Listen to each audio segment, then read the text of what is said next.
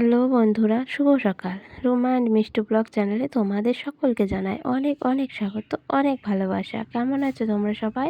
আশা করছি যে যেখান থেকে আমার এই ব্লগটা দেখছো সবাই সুস্থ আছো, সবাই ভালো আছো। আমিও ভালো আছি তোমাদের ভালোবাসা এবং আশীর্বাদে। তো চলো, অনেক কদিন হলো আবার ব্লগ দিতে পারিনি।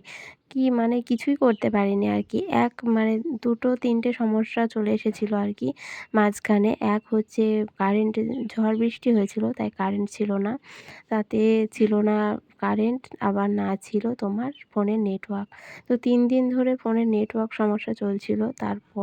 তার আগে আমার 2 দিন আগে একটু ব্যালেন্সটা শেষ হয়ে গেছিলো। তো যাই হোক, এখন তো আবার ব্যালেন্সটা অল্প পরিমাণ না, প্রচুর পরিমাণ ব্যালেন্সটা মারতে হচ্ছে আর কি। আমাদের কাছে একটা বিরাট ব্যাপার এই ফোনের ব্যালেন্স মারাটা। কিন্তু কি করা যাবে, ফোন ছাড়াও তো চলবে না এক মুহূর্ত।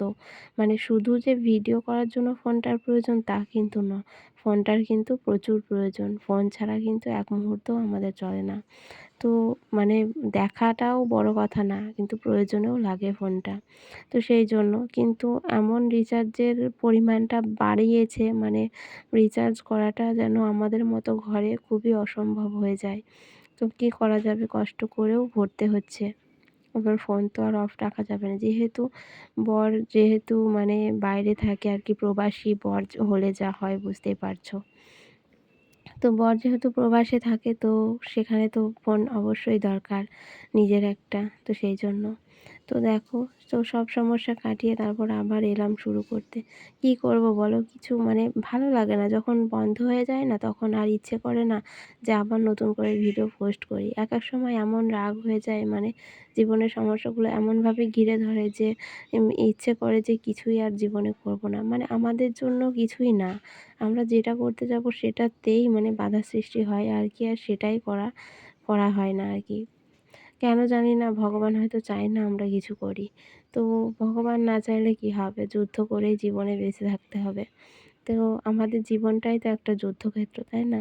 আর আমাদের মতো ঘরের বউদের তো বুঝতেই পারছো, প্রতিটা দিন, প্রতিটা মুহূর্ত, প্রতিটা ক্ষণ, সেকেন্ড বলতে পারো, শুধুই জীবনের সাথে লড়াই করে যেতে হচ্ছে।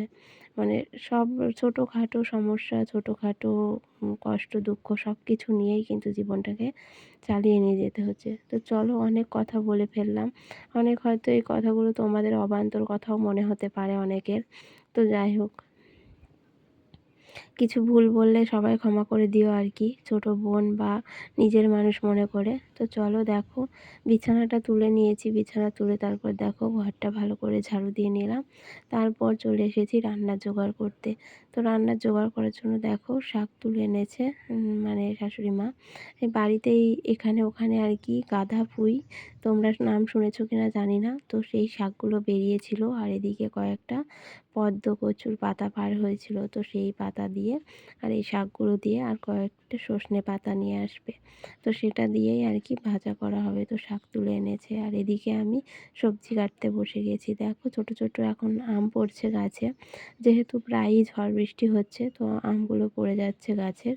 তো সেই আমগুলো কুড়িয়ে এখন চাটনি বানানো হবে। তো আমার মেয়ের আবার খুব ফেভারিট চাটনি। তো ওর ডেলি রোজ চাটনি কিন্তু ওর চাই। তো সেই জন্য ওর জন্য কিছু হোক না হোক চাটনি কিন্তু করতেই হবে। তো সেই জন্য দেখো আমগুলো আমি সবজি কাটতে বসে গেছি। তো জীবন মানেই লড়াই, যুদ্ধক্ষেত্র। তো যে কোনো বিষয়ে দেখো, কাজ করতে গেলেও কিন্তু একটার পর একটা কাজ মাথায় নিয়ে কাজগুলো করতে হয়। আর সংসার যদি একার সংসার হয়, অনেকে বলে একার সংসারে কষ্ট বেশি, কিন্তু একার সংসারে কষ্ট হলেও কিন্তু খুব শান্তির। কেননা একা হাতে সব কিছু করাটা খুবই শান্তির। আর পাশ থেকে কেউ ইনস্ট্রাকশন দেবে, এটা করো, ওটা করো, সেটা করো, সেটা কিন্তু প্রচুর অশান্তির সৃষ্টি করে। কি বলো তো, নিজের মনে মনে প্রচণ্ড খারাপ লাগে আর কি, ভালো লাগে না। তো নিজের ইচ্ছা অনিচ্ছা বলে কিছুই থাকে না, সব সময় অন্যের ইচ্ছে মতোই চলতে হয় আর কি। তো যাই হোক, সবার ভাগ্য তো আর একরকম হয় না। তো সবার ভাগ্যে সব কিছু থাকেও না। তো সব কিছুই ভাগ্যের ওপর ছেড়ে দিয়েছি। আর এদিকে দেখো শাশুড়ি মা বসে গেছে সজনে পাতা নিয়ে এসে ওগুলো বাছতে। তো সজনে পাতা একটু ছাড়িয়ে নিতে হয় টাটকায় টাটকায়, জানো তো? যদি একটু রেখে দিয়ে একটু পরে মানে ছাড়াতে যাও না, সজনে পাতাগুলো একটু মানে কেমন হয়ে যায়। আর আমাদের এখানকার আর কি মানে শাশুড়ি মা, মা এরা সব বলে আর কি জ্বর এসে যায় নাকি সজনে পাতার। তো তোমরা কথাটা শুনেছো কিনা জানি না, কিন্তু আমাদের এখানে আমি এই কথাটা মাঝে মধ্যেই শুনতে পাই। তো সেই জন্য মানে একদম কেমন যেন হয়ে যায় দেখতে যদি রেখে দেওয়া হয়। আর সজনে শাক কিন্তু আমার খুব ভালো লাগে। তো তোমাদের কার কার ভালো লাগে অবশ্যই কিন্তু কমেন্ট করে জানিও। তো গ্রামের মানুষ তো তাই শাক পাতাটা একটু বেশিই পছন্দ হয় আর কি। তো কী আর করবো বলো। তারপর দেখো চলে এসেছি, কতগুলো জামা কাপড় কেচেছিলাম সকালে, তো সেইগুলো এখন ভাঁজ করতে চলে এসেছি। তো সারাদিনে রান্না বান্নাটাও তোমাদের সঙ্গে শেয়ার করতে পারিনি, মানে বললাম না মানে একজনের আন্ডারে থাকতে হয় আর কি। তখন মানে যদি কোনো কাজ করতে যাও তার তেনার পছন্দ মতো না হলে কিন্তু মানে সব কিছুই সমস্যা হয়ে যাবে। তো কী করা যাবে, কিছু করার নেই। যার জীবন ভগবান যেভাবে চালানোর চেষ্টা করবে সেই অনুযায়ীই তাকে চলতে হবে, কিছু করার থাকে না। ইচ্ছে থাকলেও কিছু করার থাকে না, আর অনিচ্ছে সত্ত্বেও অনেক কিছু করতে হয়। তো যাই হোক দেখো তোমাদের সঙ্গে কথা বলতে বলতে আমি কাপড়গুলোও ভাঁজ করে নিচ্ছি। তো বললাম না অনেকগুলো কাচাকুচি করেছিলাম, তো না কাচলেও হচ্ছিল না। এদিকে দেখো ভাঁজ করতে করতে দেখছি কেউ যেন একজন ডাকছে, তাই আবার শুনতে গেলাম। তো দেখলাম না কেউই আসে। তো আজকের ভিডিওটা এই পর্যন্তই, দেখা হবে পরের ভিডিওতে।